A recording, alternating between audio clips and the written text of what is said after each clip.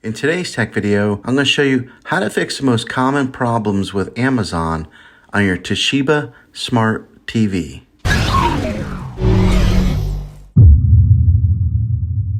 There are a lot of potential reasons why you might be experiencing trouble with your Amazon Prime Video app. Let's see if we can fix your problems and get your Amazon Prime app back up and running as quickly as possible.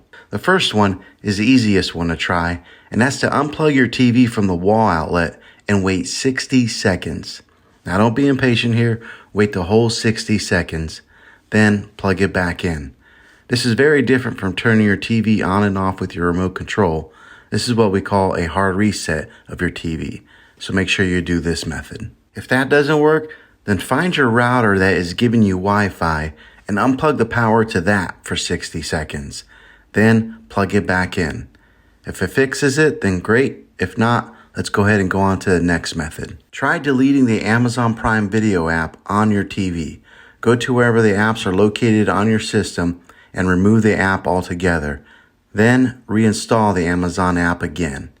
After you reinstall it, you might have to log back in with all of your credentials, but hopefully this will work. If that doesn't work, then I recommend buying an affordable Roku stick, Fire TV stick, or an Apple TV 4K and plug that into your TV and use that as your main streaming player. You'll be able to access the Amazon Prime Video app with any of these devices. I'll put links in the description down below of where you can get one. Well, hopefully this video was helpful for you. If it was, go ahead and click a thumbs up on it.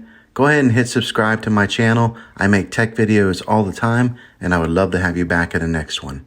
Take care.